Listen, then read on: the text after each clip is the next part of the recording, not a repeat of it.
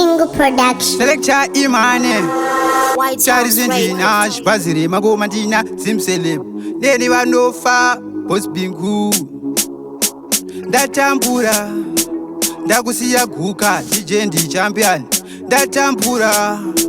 Neni Wanofa Mama na dedi pavashewa school fees Papo boys ndakatanga zvema drugs Upenyu wangu boys daingo utora easy asi Shuwa wakaoma mvunge Ndiri kutambura nawo kamutoriro ndiri kutambura nairori dombo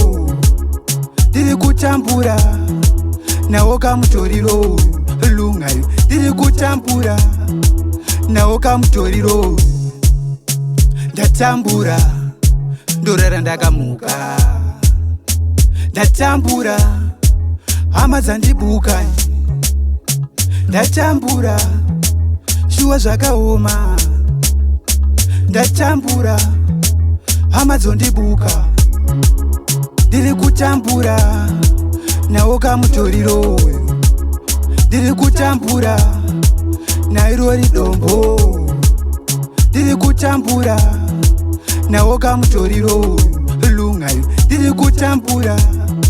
nawo kamutoriro ndakarisanga nemafiya chiti ndakadziya iko zvindo breni ndakuvhiringika iwe kubuka kuka etaton mbale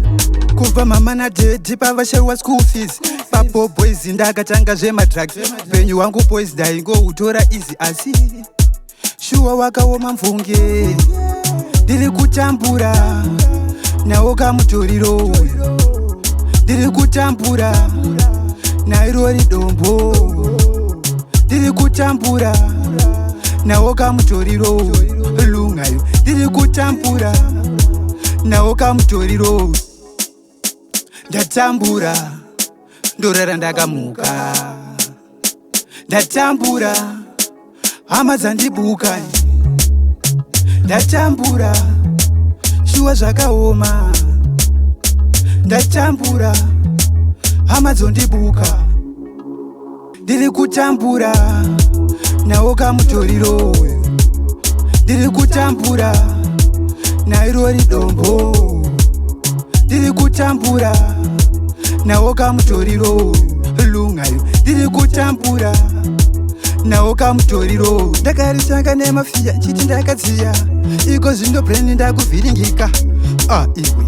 kubuka kuka etaton mbale kubva mama nadedi pavashewa school fees papo boys ndakatanga zvemadrugs upenyu wangu boys daingo utora easy asi Bingo Production.